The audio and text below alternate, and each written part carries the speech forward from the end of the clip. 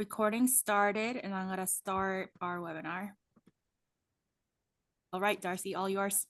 Great, thanks so much. Hi, everyone. I'm calling the June 9th meeting of the Transportation Advisory Board to order. Our chair, Trini Willerton, is not available to attend tonight, so as vice chair, I will run the meeting. My name is Darcy Kitching.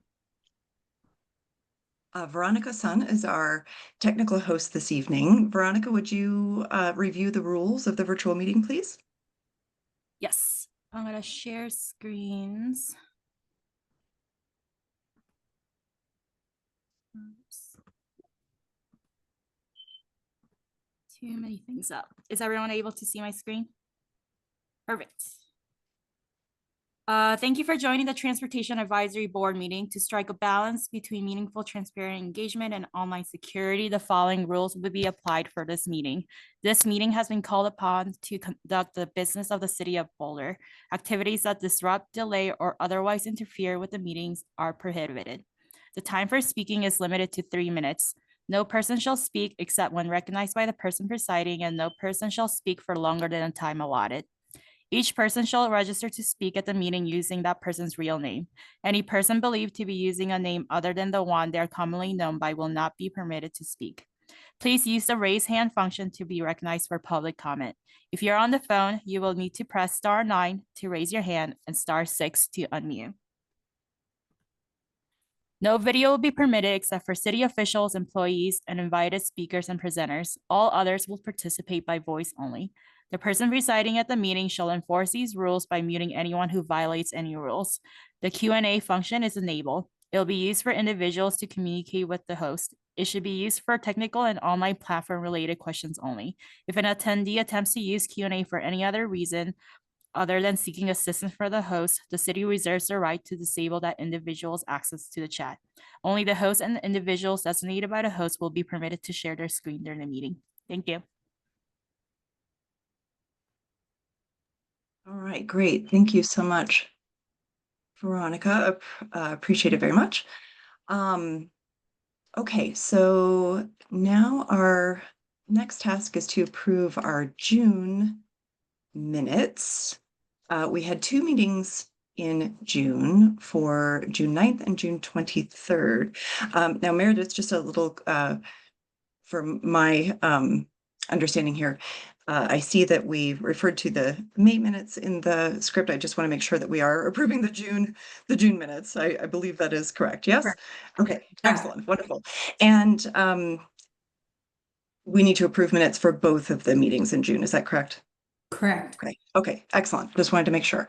Okay, great. So just a reminder that only people who attended the meetings or watch the meetings can approve. Let's first approve the minutes, go over the minutes from the June 9th meeting. Do I have has anyone had a chance to review those minutes, or are there any corrections? Does anyone have any corrections to add? Seeing none, is there a motion to approve? I move to approve the June 9th meeting minutes. Okay, great. And is there a second? Second. Okay. Great. All in favor, please raise your hand and say aye. Aye. Okay. Great. So the motion passes 4-0 for approval of the June 9th minutes. Let's go to the minutes of the meeting on June 23rd. Again, any feedback, not feedback, but any corrections to those minutes? No? Okay, how about a motion to approve them? Approve. Michael? Second. Anybody? Hernan second. Hernan. Oh, Hernan second. I'm sorry. I didn't see that. Sorry. Thank you, Hernan. Okay, great.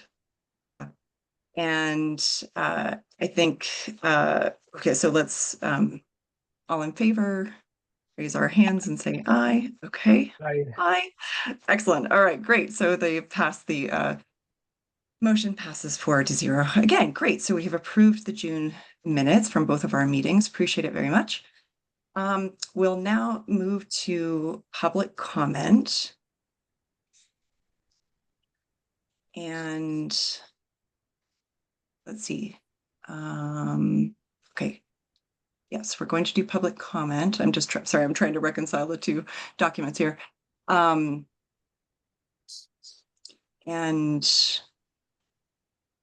Veronica, is there anyone who would like to speak during public comment? I don't see anyone with their hand raised currently. Oh, there we go. We have one person. Jed, I'm gonna ask if you're able to speak. Let's go ahead and do that. Yeah. Can you hear me all right? Yes, Yes, thank you, Jed. perfect. Go ahead. Okay. I just wanted to comment about the intersection at Folsom and Arapahoe. I ride through that quite frequently with and without a kid trailer. I am strongly in favor of the intersection changes to improve rider safety. I have a concern that the curb essentially creates a chicane for bikes. And I've been discussing this with some other people. I think Mike is in that thread. But I am concerned about creating that chicane because what's going to happen is there are a lot of riders, particularly coming from campus northbound on Folsom, that are going at very different speeds. And many riders are not going to want to go through the chicane. And so they're going to try to go in the lane when there's room for that. Jed, I'm sorry, can I? It creates quite a bit of opportunity for crashes. Like in bike races, that sort of road furniture, as they call it sometimes, is often the source of crashes when you have congestion in the bike lane. Bikes overtaking other bikes, which is very common there because some riders are going 25 miles per hour plus and some are going very slow. I think that is a concern. I don't know like what the best intersection design is there, but I am concerned about having that chicane that blocks the bike lane. So bikes either have to jump the curb, go through the chicane, or cut out into traffic. That's all, thanks. Yes. Okay. Just a quick reminder that public comment is open right now for general public comment. We will have an opportunity to speak about the public hearing item, which is about the Folsom Street Safety Improvements Project, SEEP. Is there anyone else who would like to provide general public comment at this time? Doesn't look like we have anyone else. Okay. Okay, great. Well, if we don't have any more general public comment, let's go ahead and go to our main agenda item this evening, which is the staff briefing and tab recommendation to council about the Core Arterial Network Folsom Street Safety Improvements Project Community and Environmental Assessment Process. Valerie, would you like to introduce that agenda item? Yeah, thanks so much, Darcy, and good evening, TAB members. Before we get started, I want to say a few words to introduce this item. Again, I'm Valerie Watson, Interim Director of Transportation and Mobility. Tonight, we are quite excited to bring forward the Folsom Street Safety Improvements Project for your consideration. I'm humbled by the tireless efforts of my city staff colleagues and the project team, and I'm so grateful for the time that you all as TAB members and our community have invested in this process. The team produced an elegant design that truly incorporates our community's priorities for the corridor, and we look forward to our conversation here tonight. With that, I will hand it over to Stephen. Awesome. Thanks for that, Valerie. Hello, my name is Stephen Rijo. I'm the Transportation Planning Manager, and I'm also excited to introduce the Folsom Street Safety Improvements Project for you all tonight. You've heard about this project in previous Core Arterial Network updates, and tonight is a major milestone for the project as we bring you all a motion to recommend to City Council. The design you will learn about tonight is a prime example of how we are implementing the Vision Zero action plan by focusing on corridors on the high-risk network and the CAN. The recommended design gracefully balances city goals, city plans, community needs, and partner needs, while making significant safety gains on this important street. This was made possible by significant community engagement from the team, and is why I am so excited for them to share it with you tonight. With that, I'll turn it over to Melanie Sloan and the rest of the team to take you through the presentation. Great. Oops, sorry. Thank you, Stephen and Valerie. I'm going to apologize while I adjust here. My laptop computer had a technical difficulty, so I transitioned to a city meeting room. I think the sound and video is good, but I'm just going to adjust the camera so you can see me a little bit better. Okay, so thank you very much for your time and attention tonight. As Stephen said, I'm Melanie Sloan, Principal Project Manager in Transportation and Mobility, joined by several colleagues who are advancing work, excuse me, on the third priority corridor on the core arterial network. That's the Folsom Street Safety Improvements Project. And tonight I am presenting the city's formal evaluation and resulting recommended design to you, also known as the SEEP. And that's for you to make a recommendation to City Council to approve the Folsom Project SEEP. Your recommendation also provides you the opportunity to advise council on the SEEP project process, including things like community engagement or the evaluation, any items that could inform their action at their August 7th meeting. So to prepare you to take action tonight, I'll provide a brief background and detail the need for the project and spend most of our time reviewing the evaluation and recommendation. So let's dive into the Folsom Street Safety Improvements Project from Pine Street to Colorado Avenue. The project is before you today because of multiple city plans and reports. And those include the 2019 Transportation Master Plan, the 2022 Safe Streets Report, and the 2023 to 2027 Vision Zero Action Plan. In fact, the project is one of many ways that we are addressing the actions laid out in the Vision Zero Action Plan by creating conceptual designs and a recommendation that uses the safe systems approach to reduce crashes and the potential for crashes that result in serious injury or death on our busiest streets. As I mentioned, Folsom Street is the third priority corridor on the core arterial network, or CAN, and CAN is the city council priority to make our busiest streets safer, more comfortable, and more connected, using proven safety countermeasures like protected bike lanes and intersections, pedestrian signals and transit stop improvements, and other design elements. CAN corridors, including Folsom Street, were prioritized for our department by council in January of 2022 and reaffirmed as a priority in 2024. Folsom Street, shown on this map, is a key city street. It serves a significant amount of multimodal travel. Thousands of people are driving, walking, biking, scooting, and taking transit along and across the street on a typical day. Because the street is a spine within the city's larger transportation network, people often drive along Folsom as a connection within a longer trip. Think of people working downtown, traveling via Arapahoe Avenue and Canyon Boulevard, with Folsom Street connecting those two links. For active travel, the street connects to a network of multi-use paths, bike lanes, and neighborhood green streets. Those are our low traffic streets prioritized for making walking and biking comfortable for people of all ages and abilities. Transit riders get on and off the hop, the bolt, the jump, and other bus routes on or near to the corridor too.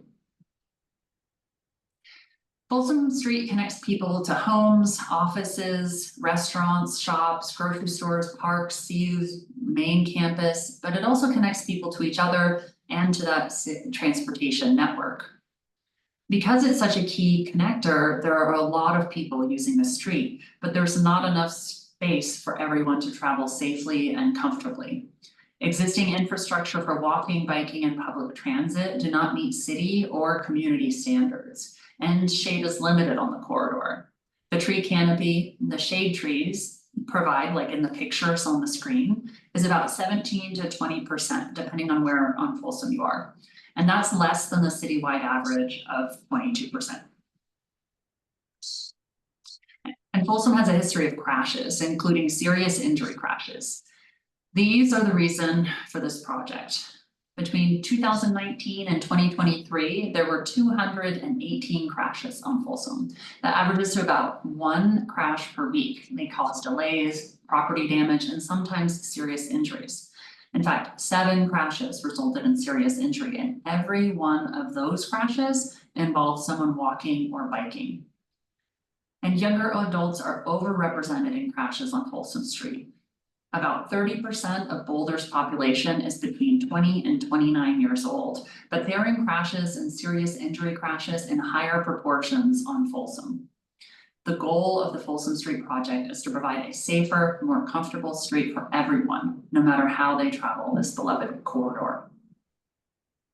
And so the Folsom team went into the community beginning in December of 2024 to talk to businesses, students, community partners, and others, both in person and virtually, to hear their priorities for the future of the street.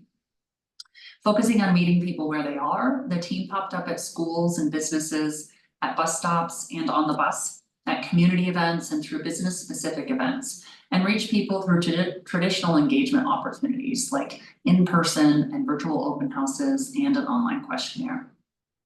Since then, nearly 20,000 people were reached through or participated in 114 engagement and outreach events, including 34 specifically aimed to reach the businesses along and near Folsom Street. And what we heard were the communities and businesses' priorities. And people want cars to slow down. People walking want safer crossings. People value the street trees and want more. And people know Folsom is part of a bigger network and they want it to function for the local access it provides. They want traffic to flow for buses and for cars. And they think bikes, cars, and pedestrians should be separated. And people and businesses want a vibrant street that's attractive and intuitive. You will see these priorities represented in the SEEP and ultimately the recommended design later in this presentation. To begin to identify ways to improve the safety and comfort issues we learned about from the data and the community, the project team first identified all potential improvement options, then screened these for feasibility.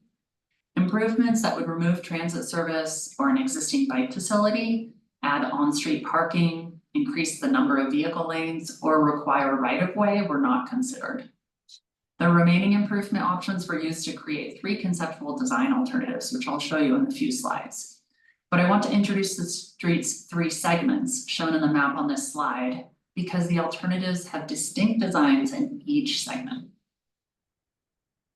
The north segment from Pine Street to Canyon Boulevard is a mix of residential, commercial, and businesses.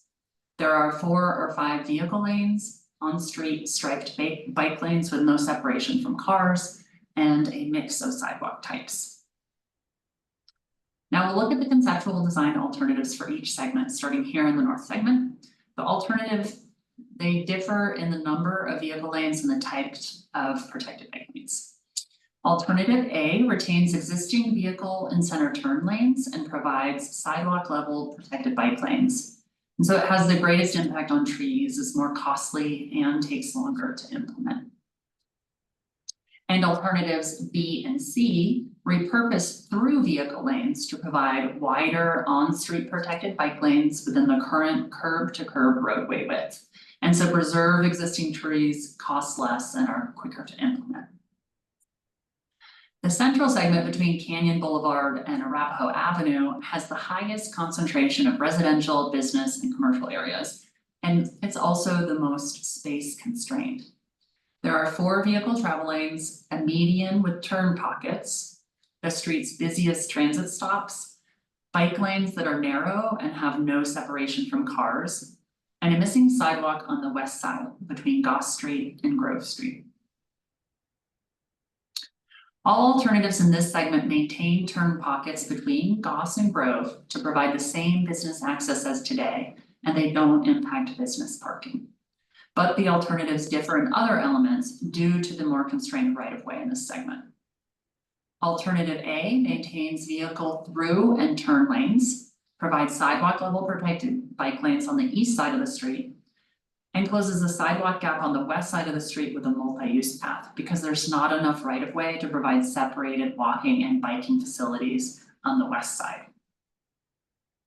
Alternative B repurposes vehicle through lanes as well as turn lanes at intersections to provide on-street protected bike lanes, a wider east side sidewalk, and a new sidewalk on the west side of the street, separated from the road by new trees. And alternative C maintains the 2 southbound vehicle lanes as well as turn lanes at intersections and repurposes 1 northbound vehicle lane to provide on-street protected bike lanes and new and wider sidewalks. The asymmetrical vehicle lane configuration is designed to support transit and the number of cars who drive south on this segment. The south segment from Arapahoe Avenue to Colorado Avenue is primarily CU Boulder student housing. It connects to CU's main campus and the Boulder Creek multi-use path, and so it sees thousands of people crossing the street on a typical day.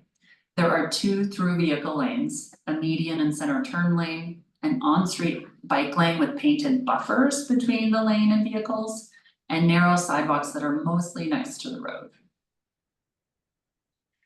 The alternatives both widen sidewalks, but differ in type of protected bike lanes in this segment. All alternatives widen sidewalks, repurposing the center two-way left turn lane while maintaining left turn pockets at busy intersections. Our alternative A provides sidewalk level protected bike lanes, and alternatives B and C provide on-street protected bike lanes. The project team used the city's formal review process, the Community and Environmental Assessment, or CEAP, to evaluate the 3 conceptual design alternatives. The CEAP uses the CEAP checklist, project-specific evaluation criteria, and community input to identify a recommended design. The project-specific evaluation criteria were developed with the community to reflect project goals, including Vision Zero, the community's priorities, and feedback from our discussions with the businesses and other project partners. The criteria were grouped into 6 categories, which are shown here. Once a draft evaluation of alternatives A, B, and C was complete, we brought the alternatives and their evaluation to the community for their feedback. We solicited input in meetings with community partners, including Boulder Valley School District, CU Boulder, and Boulder Transportation Connections. We went door to door to have conversations with businesses. We hosted focus groups, popped up at community and city events, and hosted virtual and in-person open houses, and had online questionnaires.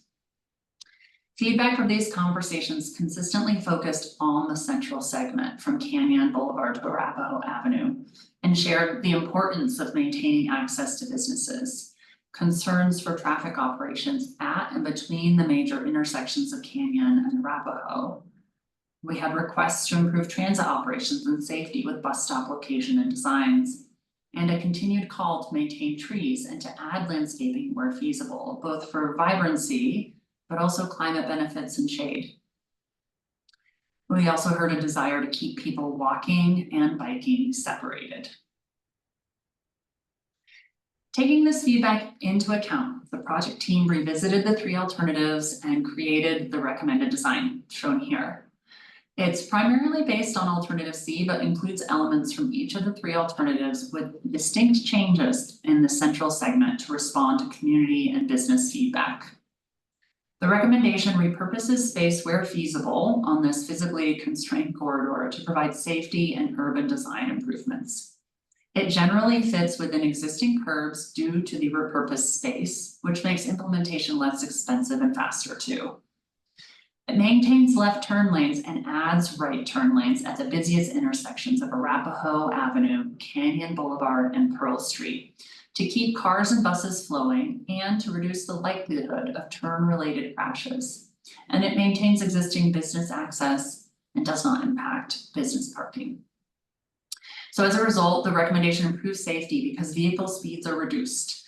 All intersections are partially or fully protected to provide space and time for people walking, biking, and rolling to move through the intersection separate from people driving, while making vehicle turns safer. On-street protected bike lanes are provided for most of the corridor, except a southbound sidewalk level bike lane between Goss and Grove Streets where space is constrained. and south of Boulder Creek, where the sidewalk level bike lane responds to student and special event needs. New sidewalk is added on the west side between Goss and Grove, completing a gap in the corridor's pedestrian network, and sidewalks are widened elsewhere. Floating bus stops are provided, and between Canyon and Arapahoe, buses pull out of the through vehicle lane to preserve vehicle travel time and reduce conflicts at driveways. And 100% of the existing street trees are preserved or replanted for their urban design and environmental benefits. The community recognized, as the project team did, that each alternative and the recommended design had trade-offs. Here, the SEEP project-specific evaluation criteria show the way these trade-offs are balanced. Each criterion was rated on a scale of -5 to +5, with 0 representing existing conditions and -5 and +5 representing the worst and best possible scenarios, respectively, for the corridor. The green shows positive ratings and the red negative, while the gray shows neutral ratings. The full evaluation can be found in your packet, including rationale for each project-specific criteria. The recommendation achieves the highest overall score compared to alternatives A, B, and C, and you can see that in the rightmost column. Similarly, the recommendation achieves a positive evaluation for the SEEP checklist criteria. Because the recommendation is largely based on alternative C, they score the same for each of the criteria. The recommendation scores one criteria lower than alternative B because it does not provide the same amount of additional landscaping. So now I will look more closely at the reasons why the recommendation came out on top. The recommendation's travel time increase is determined with the widely used traffic modeling software Vism. The calibrated model was applied using microsimulation guidance from the Colorado Department of Transportation and the Federal Highway Administration. The model determined that the recommendation could increase the average end-to-end trip during the busiest evening peak period by 1 minute and 4 seconds. About 30 seconds of that travel time increase is from the lowered speed limit from 30 miles per hour to 25 miles per hour per the city's speed limit setting project recommendation for Folsom Street. The remaining change, about 34 seconds, is from dedicated signal phasing to reduce vehicle crashes and separate users at intersections. From introducing leading pedestrian intervals to improve visibility of people crossing at high crash intersections, and from lane repurposing to reduce vehicle speeds, shorten crossing distances, preserve street trees, and provide on-street protected bike lanes. So let's take a closer look at these design changes. Protected intersections use corner refuge islands to provide safe spaces for pedestrians and bicyclists to wait. They increase visibility for people walking, biking, and rolling, and they make the intersections more predictable for everyone, including drivers. The recommendation maintains 2 left turn lanes and adds right turn only lanes at the busiest intersections like Canyon Boulevard shown here and at Arapahoe Avenue. And signals can be retimed to provide phases for all modes of travel to move through the intersection separately. The turn lanes and signal operations help ensure traffic, including transit buses, flow along the corridor and reduce the likelihood of turn-related crashes for all travelers. This is what the Canyon Boulevard intersection looks like today. And this is the recommended design. Repurposing vehicle lanes between intersections reduces vehicle speeds, which reduces crash severity. Shown here, the recommended design in the central segment between Goss and Grove provides space for a wider east side sidewalk and new west side sidewalk to fill in a gap. Provides space for protected bike lanes, preserves trees and makes space for new plantings, which enhances the vibrancy of this segment, and maintains access to businesses and doesn't impact business parking. Here's what it looks like today between Goss and Grove. And this is the recommended design from the same view. In the top of the picture, you can see orange hop buses serving the busiest stops on the street near Canyon Boulevard. Zooming in on that area, the recommendation includes floating bus stop designs to reduce conflicts between buses and people biking by keeping the bike lane behind the bus stop shown here. To minimize impacts to vehicle travel time and reduce conflicts at business driveways, this pair of hop stops just south of Canyon provide pull-out areas for loading and unloading outside of the vehicle through lane, allowing vehicles to flow around the buses. Stops south of Arapahoe Avenue keep the bus in the travel lane to support transit time and reliability. Throughout the corridor, strategic lane repurposing makes space for protected bike lanes, safer crossings, and more comfortable connections. This image shows Folsom Street at Taft Drive facing south. Taft Drive intersects Folsom in the lower left of this image. And this location has a history of severe crashes and so is on the city's high-risk network. This area also serves as the gateway to CU's main campus from Folsom Street with connections to Folsom Field, Colorado Avenue, and the rest of campus. And this is the recommended design at Taft. For most of the corridor, the recommendation provides on-street protected bike lanes. At Taft, a southbound sidewalk level bike lane replaces an on-street bike lane to respond to CU Boulder staff and student preference for a wide grade separated facility for slower uphill travel. Throughout the corridor, existing pedestrian refuges are maintained and sidewalks are widened where possible. At the crossing shown here, the existing pedestrian crossing will be upgraded to flashing pedestrian lights as part of a separate project. This will also happen to the existing crossing adjacent to Newton Court, CU's graduate and family housing. That's just outside the bottom of this image.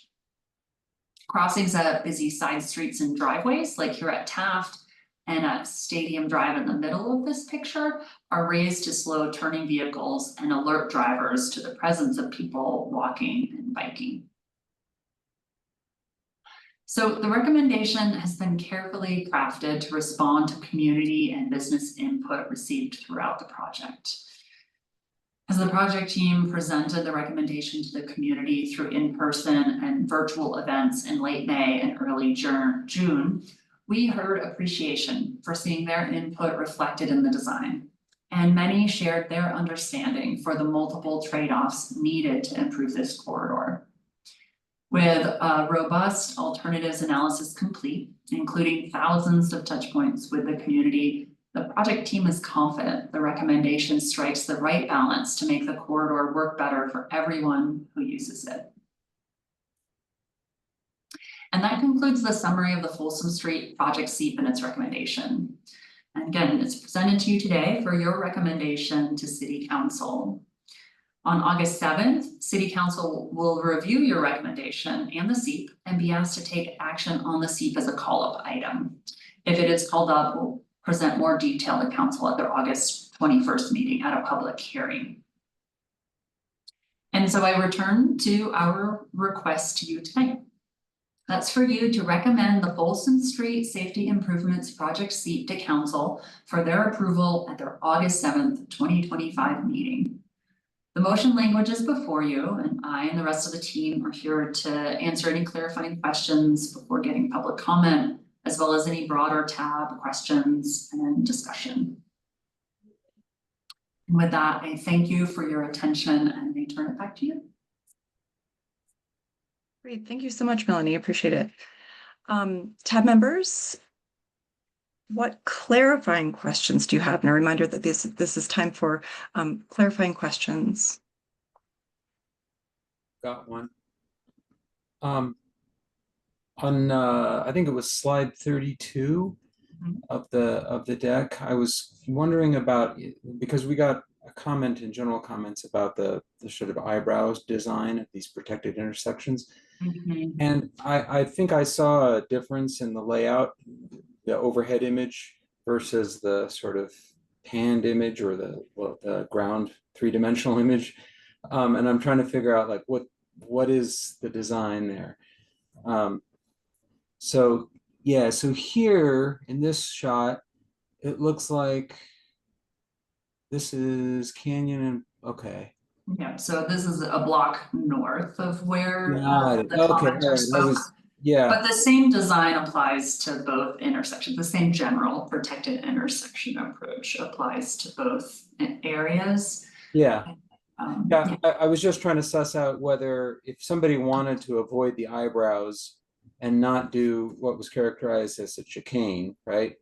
Would they be forced out into the traffic? And it looks like there's this gray area, which I believe is raised, but something you could ride over. If somebody chose to just kind of go straight through instead of doing the little, the little jog, they would have to ride over that raised section. Am I seeing that correctly? So the one thing I do want to speak to before going into the design detail is just to give some contextual understanding of the protected intersection.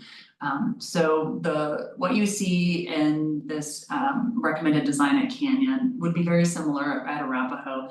The protected intersection design is a proven safety countermeasure. This is recognized by the Federal Highway Administration as well as other leading guidance to provide safety improvements for all users. So what it's meant to do is increase visibility of everyone as they move through the intersection and provide that opportunity to react to and provide space for one another to move.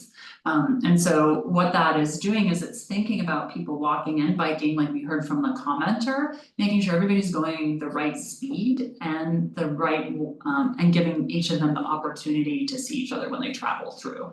So, part of it is just increasing visibility, increasing the opportunity to react and avoid the potential for those crashes. So that's the thinking behind the design, and it is to really balance everybody's movement through this space where we see the majority of our crashes happening, whether it's here or at Arapahoe. Both are crash locations. This is why we see protected intersections there.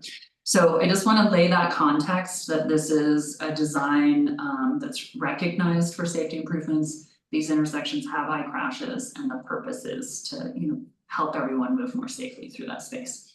To your question, Michael, about the design specifics, I'm going to call on Daniel Sheeter to speak to some of those details.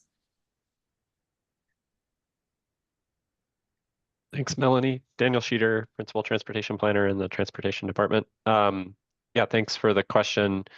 And you're correct, Michael, that the lighter gray area is a mountable apron, if you will, that is designed to tighten the radius of those islands for smaller vehicles while still allowing larger trucks to make those turns, on and off of Folsom.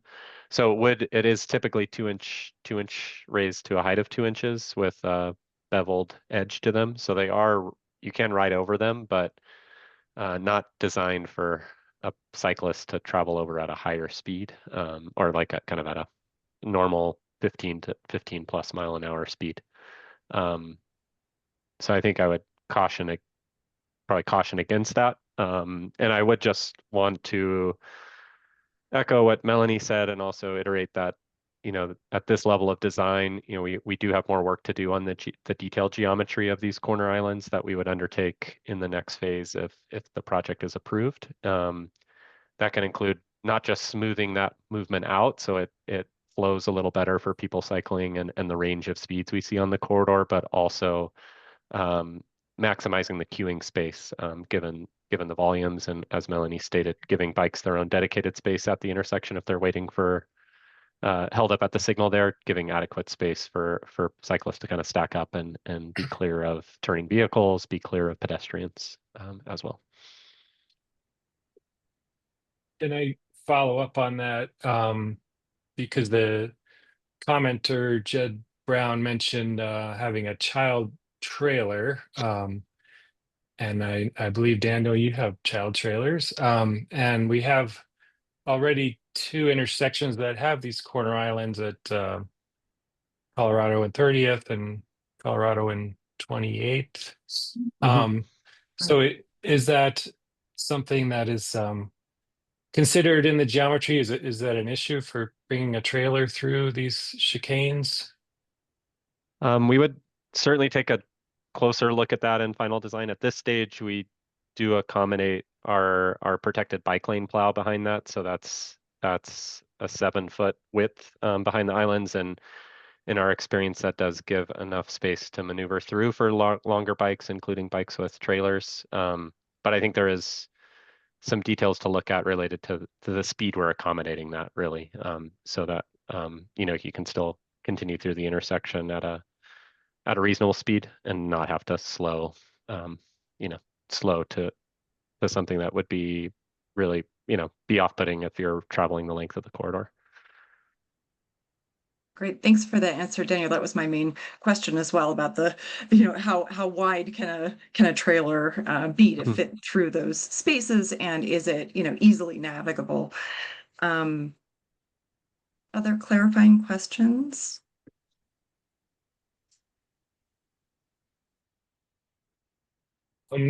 Yeah, I know it was mentioned that there's a pedestrian leading phases at these intersections, and generally when we have that, that's bikes take advantage of that as well. I know some cities have bike specific signals. I don't think we have any of those in Boulder, but I may be mistaken. I'm just wondering if there's any consideration of that or any advantage for that, or are we fine with just the pedestrian leading signals? Yeah, so I am going to call Daniel Sheeter back up to talk about bike signal design. I know we have considered pedestrian bicycle signals, but the details I think Daniel can speak to better. So thanks for popping back in, Daniel. Yeah, thanks for the question, Mike. Again, Daniel Sheeter. Yeah, the design does assume bike signals, implementation of bike signals where we have adjacent to dedicated right turn lanes. So that way we can give bikes a green bike signal when they have their phase. And then for those high right turning volume movements, a dedicated right turn signal for those turning vehicles. And we separate those movements in time. At locations where that's not possible, Mike, we would utilize leading pedestrian intervals and leading bike intervals. That's our assumption in our modeling at this stage. But so it's kind of a to answer your question, kind of a little bit of both, depending on the size of the intersection and the turning volumes at that intersection. And we're applying NACTO guidance there to National Association of City Transportation Official guidance there to determine those controls, those signal phasing controls. And we do have a few bike signals in the city, but not applied at a protected intersection yet. So this in addition to 30th and Iris as well, kind of some new applications of bike signals. That's what I thought. It'll be interesting to kind of bring all these things together when we can. Great. Other clarifying questions? I don't think I had. I mean, again, wonderful job to staff for putting together a very thorough packet that provided so much information. I'm not sure that I have questions because everything was laid out so clearly. And Melanie, I wanted to thank you for your emphasis on the thousands of touch points that the staff had with the community around this project. And I guess my only real question, just based on the information we were provided, is with, I mean, you said that that community engagement plus staff expertise really kind of led to this blended design. Are you like really pleased with how that community engagement resulted in this? I guess, what am I really asking? What I'm asking is, well, I don't know if I really have, I guess we can move into public comment specific to this project, and then I'll come back to my further comments after that. I have one more question. Oh, I'm sorry. Go ahead, Mike. It was mentioned that the south section of this project is on the high risk network because of crashes. And I think that might be because, partly you have northbound cyclists coming down that hill at high speed. Just wondering if this design has any considerations for safety of fast moving cyclists, particularly merging with perhaps the Creek Path or Taft Drive there. So Meg, I just want to make sure I understand the question so I can respond or call appropriately.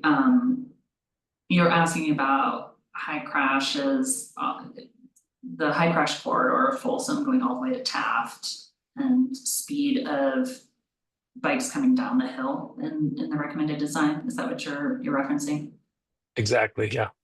Let me, I will navigate to that slide and share again so we can look at the recommendation. But we'll also call the team as needed so we can talk to that design concern. Okay.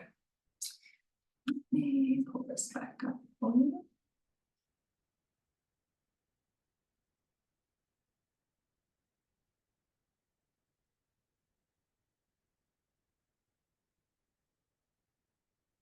Okay, so this is the recommendation in that southern segment from Arapahoe Avenue down to Colorado. And what you're seeing here is what I noted in the presentation is we have a mix of on-street protected bike lane transitioning to off-street and the northbound going uphill. And then we have separated walking and biking spaces with a floating bus stop. So the bike and pedestrian facilities are behind the transit stop. That's on the left side of the screen. And so you're concerned with the movement of that bike lane on the left side coming down with the crashes and how the recommendation anticipates a response to that. Is that right, Mike?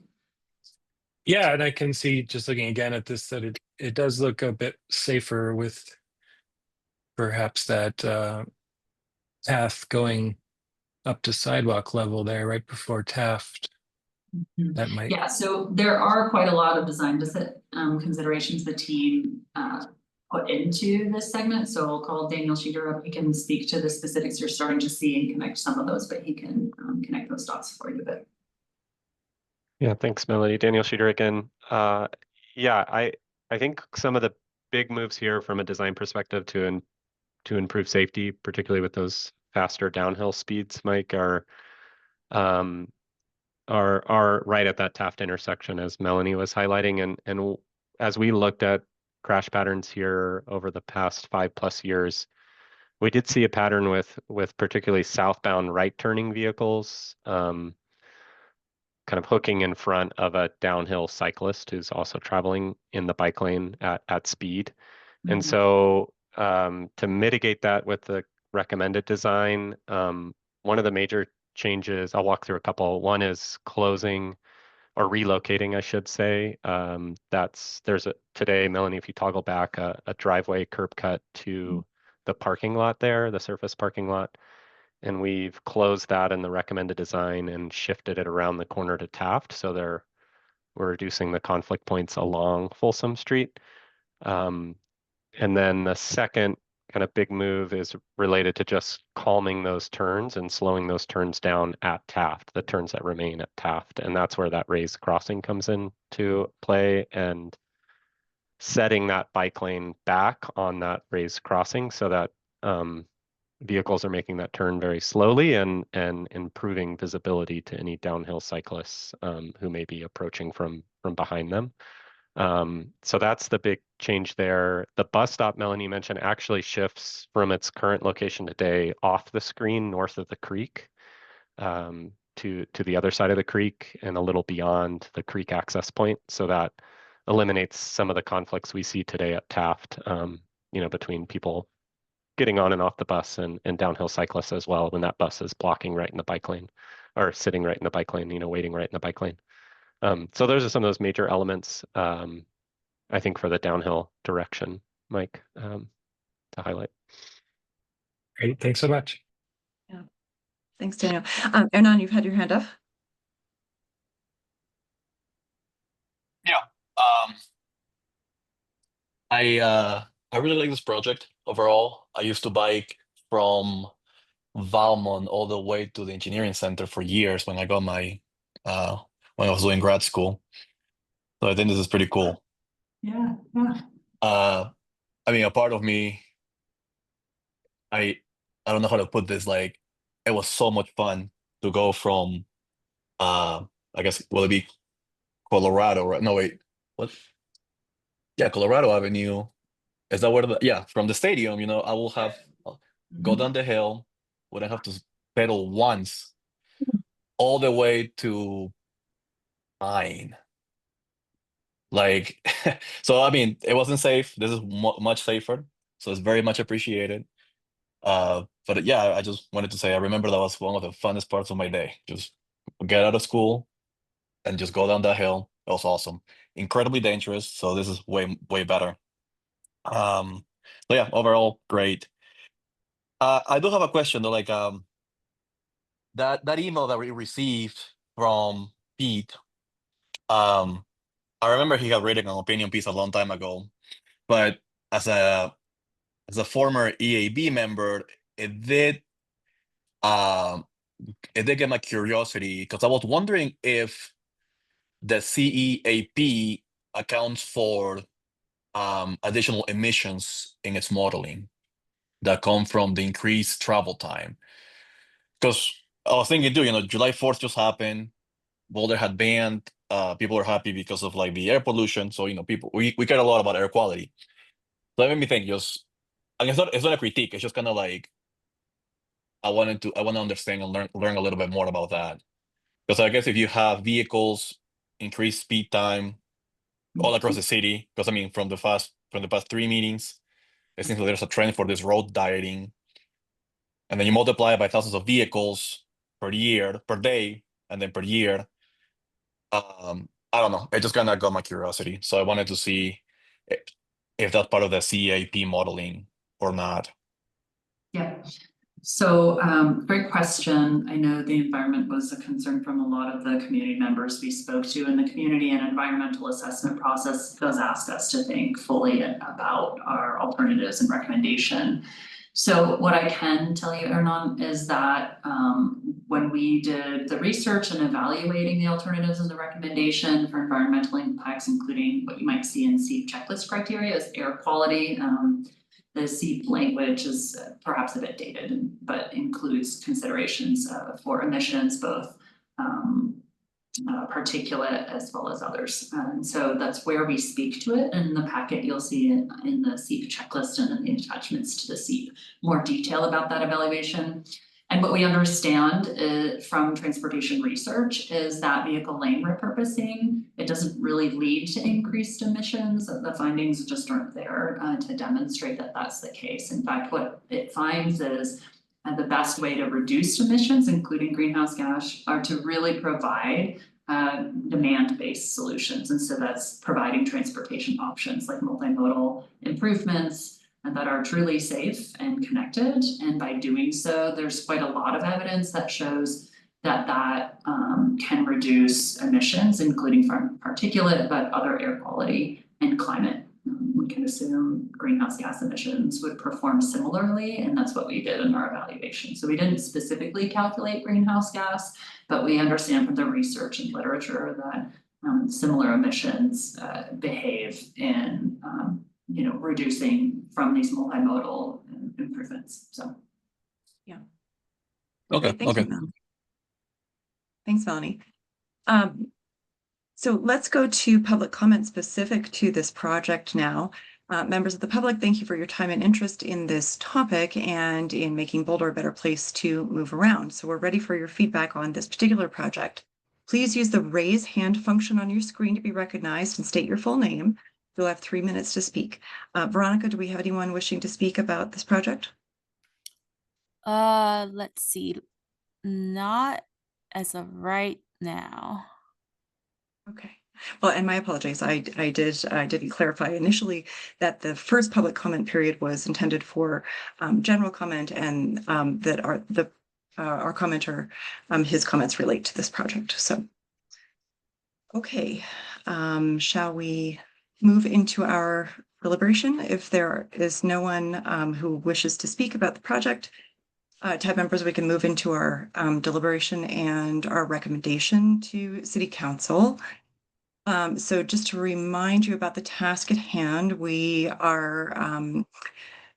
can discuss the project and then move toward the motion, the suggested language of which is to make a recommendation to the City Council to approve the Folsom Street Safety Improvements Project Community and Environmental Assessment Process, or SEEP.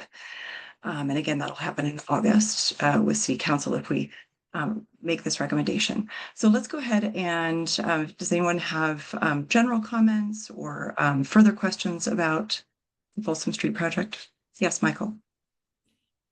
As much as I liked the 30th Street design, I like this one even better. This is, as far as I can tell, pulling a rabbit out of the hat, particularly in that central segment where things are so constrained, and where, as somebody who would ride that frequently, I was always very aware of how dangerous it felt to be traveling through there on bike. And even as a pedestrian, it felt sketchy, particularly when crossing. So yeah, this design is really, really impressive in its ability to balance a bunch of competing interests, but I think also, particularly in that central segment, seizes the opportunity to create a place. Like this promises to be an area that people will want to linger with these design changes, because speeds will be reduced, crossing and access, sort of, a non-vehicular movement across and through that area will be improved, so that people who aren't in a vehicle will be comfortable, hanging out there. And so I think that spells, that's good news for the businesses there, because it's gonna create a place where folks won't just be passing through. But I also think it's an incredible opportunity that we're seizing, simply because this stretch of Folsom is so well connected to the community, both to the north and the south, right? Because we did have the wisdom to create protected bike lanes to the north, because we've got CU to the south. This promises to be just a huge boon to the community, and I could see it being a major north-south thoroughfare for cyclists, pedestrians, transit, because it's going to be so much more inviting than it is now with all of these changes. I love the bravery to install the raised crosswalks and that southern segment.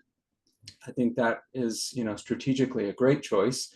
And I hope that we can do that more places throughout the city, because I really do think that as we're all recognizing on that southern segment, that turn that Mike was asking about on Taft, that really does make those turns safer and slower for everyone. And I know it's not just true there. I think it's going to be true of lots of places in the city. So I hope we'll do more of those when the opportunity presents itself. I'm not especially concerned about the protected intersection, chicane eyebrow thing. My experience with it is maybe a little bit like Jed's. I encounter it most commonly when traveling along I think it's the Highway 36th frontage, where it crosses Colorado. There's some of this architecture there, and I confess that sometimes if I'm blazing around and I know there's no traffic, because that's a very low traffic road, I'll just go around the eyebrow. But I know it's safe when I'm doing that. I can see that there's no vehicles, and I'm not worried about it getting right hooked.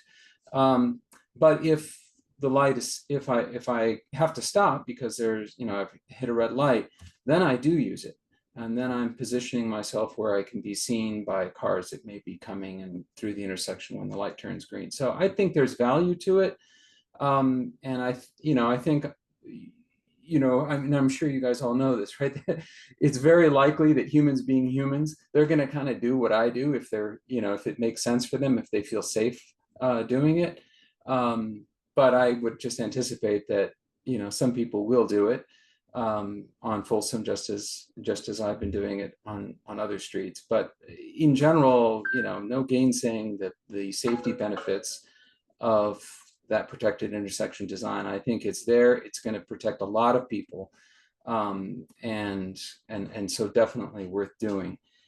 And I guess the last thing I had to say is, you know, because I might otherwise forget to thank Erica and Lucy for what I understand was exhaustive and probably exhausting community outreach on this project. I was impressed with just how much community outreach the city did, and also, you know, apologies if I've forgotten somebody, but I'm aware that those two in particular were out there just, you know, days on days on days on end, contacting hundreds and hundreds and hundreds of people, and that was pretty impressive work, considering the constrained time frame in which this project has also proceeded. That was pretty impressive. So anyway, I love it. I really have no critique of any of it. I think it's awesome. Thanks, Michael. Mike? Yeah, well, I want to echo everything Michael said. I really like this design, and particularly the part Michael said about the central section being a place-making potential. And I know this probably isn't in the design, but could come later. I would encourage the city to encourage putting benches and shade structures and street art in that central segment when possible, in order to encourage people to hang out there. And it is a commercial place that could draw people just to enjoy as well. That's all I have to say. Thanks. Great, thanks. I want to also just commend the project team on doing an incredible job with the community outreach, and also the proposed designs for the intersections at Canyon Boulevard and Arapahoe Avenue. Trying to kind of create intersections that will end those concentrations of crashes that we've seen over the past many years. I mean, it's just remarkable to look at the map and see, you know, from 2019 to 2023, 55 crashes at Canyon Boulevard, at 54 at Arapahoe Avenue. Those are heavy concentrations of crashes and very dangerous intersections. And so I'm really encouraged and excited about these protected intersections and all the ways that you have worked hard to make them safer for everyone. You know, I was part of the outreach for this project and listened to a lot of business owners and operators and employees along the corridor. And we heard, you know, concerns about access and about people trying to kind of get into these destinations. But at the same time, I think we were able to successfully encourage people that by creating a corridor that is so much safer for more types of users, that will decrease the concentration of vehicles in the corridor, we hope, and will create a place, like you said, Mike, that people want to be.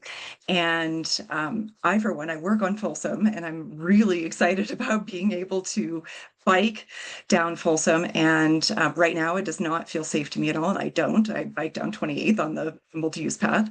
So I'm very excited to have a more direct route to work, and also just a place that will feel good to be walking or bicycling. And it'll be a very different experience, you know, to walk to get lunch.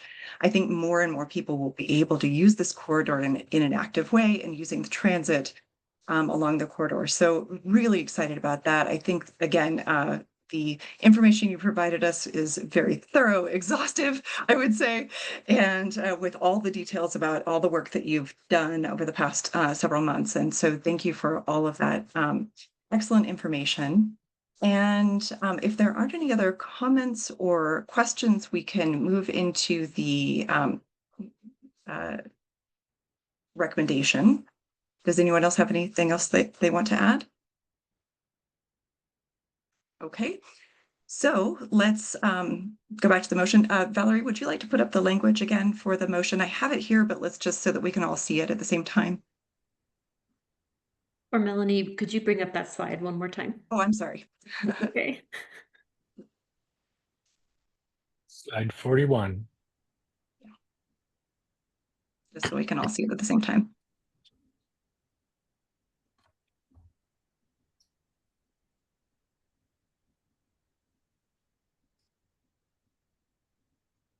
Okay, great.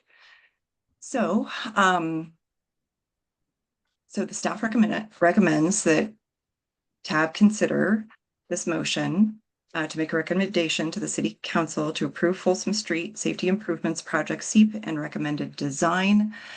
Would anyone like to move to approve? Okay, who moved? Yes. Mike. All right, Mike. Mike so moves. Is there a second? I second. Okay, great. Michael seconds. Okay, all in favor, raise your hand and say aye. I Aye, okay.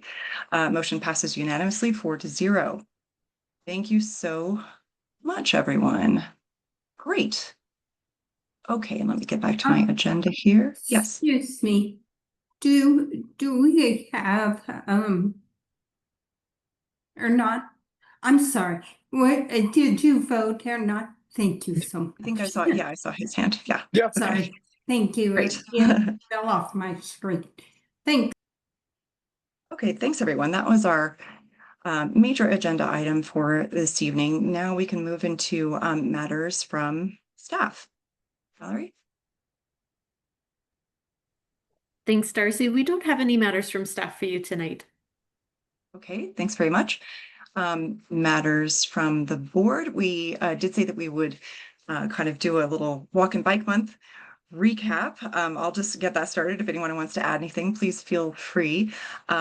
We saw an incredible June, and I want to thank everyone, all the members of the public, for participating in events every single week throughout June. It was incredible. My organization participated in or managed 8 of those events, but Community Cycles did the bulk of the work on that, and of course, the city and city staff here worked very hard on all of those events. And so I want to thank everyone for participating. And it was a super active month, and really wonderful and encouraging to see so many people participating in all of the events. So once again, Boulder takes the cake for an excellent walk and bike month. And we had incredible attendance at walk and bike to work day as well. So I just want to commend everyone. Anything else about that? Anybody want to add from your experience, or?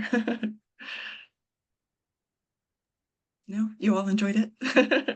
Mike? Yeah, I spent the whole time at the Boulder Progressive Station. I wish I had gotten to see some of the other stations. It was fun, yeah. It was super fun. At the chamber, we had more than 900 people visit our breakfast superstation. It was amazing. And I heard that there was a line around the corner at the St. Julian. Someday I would like to be able to go to the St. Julian. I'm always stationed at the chamber and I don't get to go anywhere else, but I'm excited to, it's been wonderful to hear about all the other super successful breakfast stations. St. Julian is legendary, but the chamber is pretty good too. Yeah, the legendary 4-course breakfast, right? And then all the other events, I led the Walk 360 on the 28th, and that was well attended and great. It was a super hot day, so it was challenging, but we did it. And there were other wonderful events as well. So thanks for all of that. And we can move into open board comment if there's anything anybody would like to add for the good of the group. Yes, Michael? It's really just a question. So I understand the city is under a hiring freeze, and I am wondering if that has any impact or is expected to have any impact on transportation and mobility. Good question.